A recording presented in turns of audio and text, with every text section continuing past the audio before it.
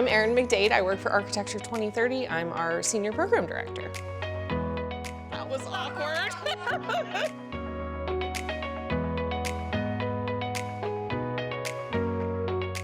The building sector is the single greatest emitter of emissions globally. In 2040, 2/3 of the global building stock will be buildings that exist today. And so all of those buildings, I mean, that's billions and billions and billions of square feet, are emitting carbon right now. There's really little doubt in my mind that the best building you can make during climate crisis is actually a building that is already existing. Most buildings, the majority of their embodied carbon is in the structure and in the core of the building, the foundation, the walls, maybe it has a service core with elevators. If you can preserve the parts where most of the materials and therefore most of the emissions are, it'll still make more climate sense. No, that is not all there is to it. What we see is that it always makes more sense to reuse an existing building if you can upgrade that building to zero operational emissions.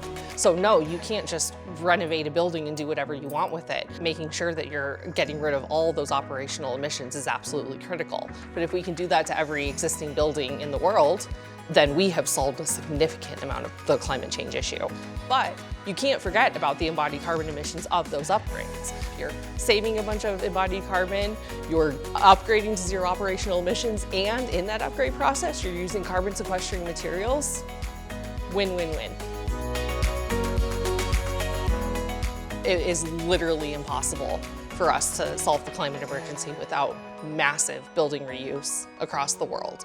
And so if you have any desire to wield the power that you have as an architect to influence the sector that is the biggest emitter of GHGs and therefore the biggest cause of climate change, then this is the single best action that you can take.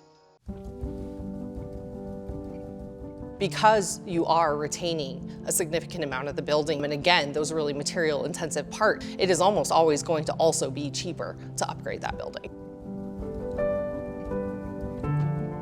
Incentivizing existing building reuse and upgrade is arguably the single greatest way to make a massive climate impact within your jurisdiction.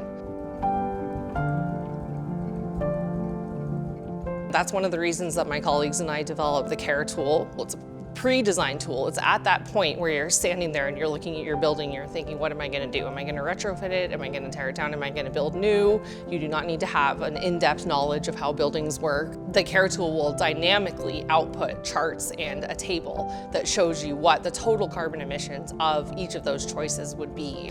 And you can make a really easy, really understandable and communicable decision. We have started to hear back from users of it. One of the most exciting ones is the state of Massachusetts has a state building in Springfield. It's a big concrete brutalist building, and they were pretty solidly on the side of tear down the building and just start from scratch.